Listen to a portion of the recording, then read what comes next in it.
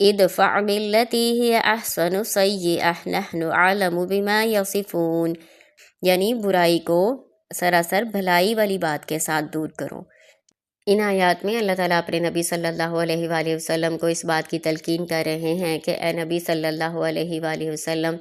کافروں کی طرف سے برائی کا جو جواب دینا ہے آپ نے وہ نہایت اچھے طریقے سے دیں، چاہے وہ ان کی باتیں ہیں برائی والی، آپ کی شان میں گستاخی کرتے ہیں یا آپ کے ساتھ برا سلوک کرتے ہیں، آپ ان کے ساتھ اچھا سلوک کیجئے، نہایت اچھے طریقے سے ان کو جواب دیجئے۔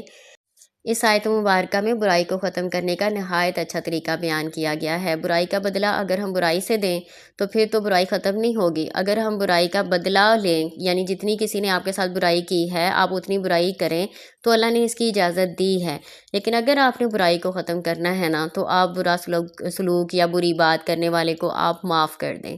معاف کریں اور پھر اس کے ساتھ اچھا سلوک کریں، تو پھر وہ اس کی برائی جو ہے نا وہ ختم ہوگی۔ اسی لیے اللہ تعالیٰ نے سورۃ حامیم سجدہ میں اس طرح سے ارشاد فرمایا ہے، ادفع باللتی ہی احسن فاذا الذی بینک وبینہ عداوۃ کأنہ ولی حمیم، برائی کو نہایت اچھے طریقے سے دور کرو تو وہ شخص جس کے اور تمہارے درمیان دشمنی ہے وہ تمہارا گرم جوش دوست بن جائے گا، گہرا دوست بن جائے گا۔